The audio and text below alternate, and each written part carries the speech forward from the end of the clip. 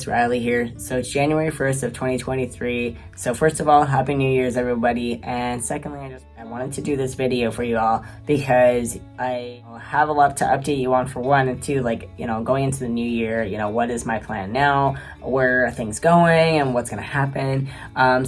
So first of all, I will kind of do a quick recap though, is in April 5th of 2022 last year, I had phalloplasty surgery stage 1, and I ended up having quite a few complications. Now, in saying that though, I don't regret having this surgery, and I'm really happy with where I'm sitting at. I could be happier, but also looking forward to my stage 2, and feeling a little bit more connected with things once I have the completion of my next few stages. With my first stage, like I said, I had quite a few complications coming out of it. I wasn't able to get rid of a lot of the complications until closer to 4-ish, maybe a little bit after months post-op, and even then I was still having a lot of issues or complications with my arm and having bubbles and blisters and stuff, and then also had major restrictions and limitations on my arm and wrist and hand in general. So around that 4-ish month post-op, I was starting my physical therapy sessions at the Royal Alex, which I basically did for about 2 or 3-ish months, I believe, and then from there I switched from Royal Alex to now InStep, and I've been going to them ever since, and they're really great and I really appreciate them. They've been pushing me on my limitations and my restrictions, and helping me to build that strength and mobility back where I needed it to, whereas the Royal Alex, they were able to help a little bit on mostly the fingers though, and a little bit on the wrist, but not really on the elbow or my full arm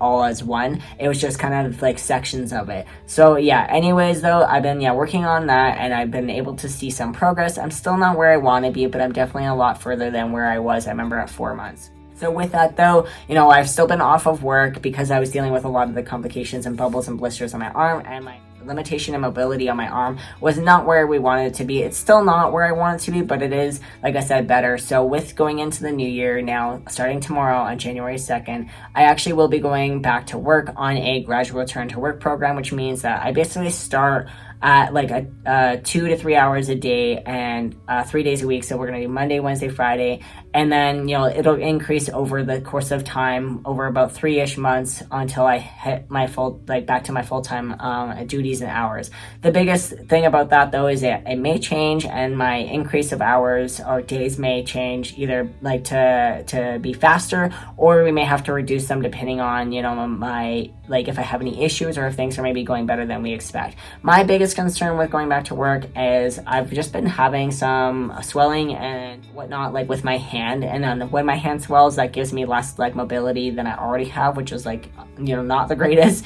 But that is my biggest concern, is going back to work is just, depending on what I'm doing in the day, it may swell, it may not, but even on days that I went to bed and then woke up the next morning, my hand has ballooned out I didn't even know why. It was just I was sleeping. So it's just really weird, and I've had those moments, so I'm just kind of concerned about that. But also at the same time, I know if that happens, I hope that my work would be able to accommodate for that on a daily basis, because it could literally change from day to day. It could change from hour to hour. I really don't know. It's going to be time that tells what really happens with this, and I'll try to keep you up to date on that. But also too, I do appreciate that I do have a glove and a sleeve that I am able to wear to help keep that swelling down. The biggest thing though is this glove is not quite fitting the way we wanted it to. I did a video on this glove, and I've been wearing it ever since, on and off.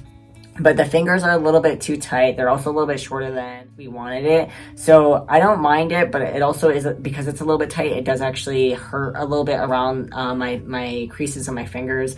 And then also down here on the sleeve, on this part of the glove, it is a little bit too loose, so we have to get that adjusted. So that's really only minor issues on the glove. Now the sleeve, on the other hand, that I was supposed to have that matches this, it is completely wrong. It is way too short. It doesn't sit where we want it to. It is also way too loose. It just slides way too easy, and overall, because of that, it was chafing on my arm, and is actually causing it to kind of hurt a little bit. So I don't wear the sleeve at all. I've been only basically wearing this one with the glove when I need it. So yeah, but anyways, like I said, I'm really happy to have these, and that they will help to keep the swelling at bay, but it still doesn't mean that my hand won't swell, so we'll see what happens. With a gradual return to work as well, it is basically light duties at first on that 2 to 3 hours, and then again, like I said, it'll be increase of not only my hours but also the duties that I'm doing. So it'll hopefully, with that gradual increase, my hand will just kind of get used to things, and because I'm not going to go right back into what I was doing before, like hopefully, we'll be able to have that adjustment phase. So yeah, that'll be, exciting. I'm a little, like I said, nervous, but also looking forward to that. And then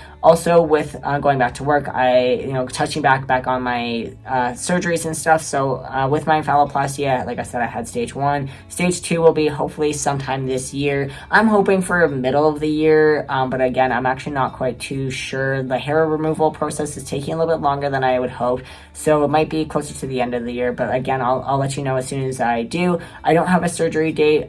Same thing with my stage 1. I didn't get a surgery date until closer to the laser and electrolysis. We're pretty much almost done. So that's basically how my surgeon works, is that they want to see that your hair is cleared for at least a month or 2 before giving you a surgery date.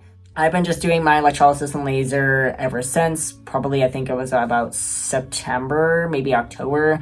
So not that long, so it's still been fairly new back into doing my hair removal. And we just started doing a couple laser sessions to help speed up the process because it was taking a little bit longer than we expected. So I'm hoping that will help to reduce the hair and that will speed up a little bit on the process there. But again, like I don't have a date and I'm not really sure when that's going to be.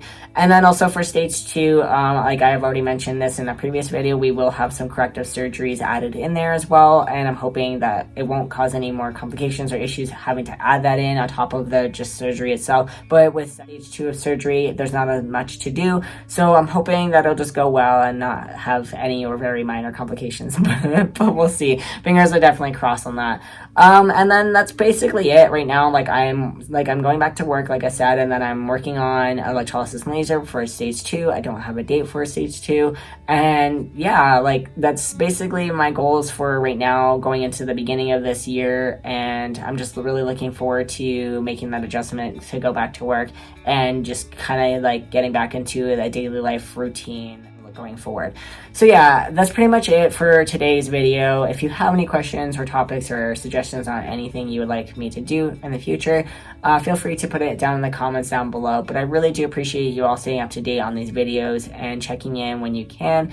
And just, yeah, thank you so much for always being here and supporting me so much throughout this journey. And if you would like to continue to make sure you can stay up to date, make sure you like and subscribe to this channel, and also make sure you hit that bell button because then I'll give you notifications when I post videos. But anyways, thank you all so much for being here, and bye for now.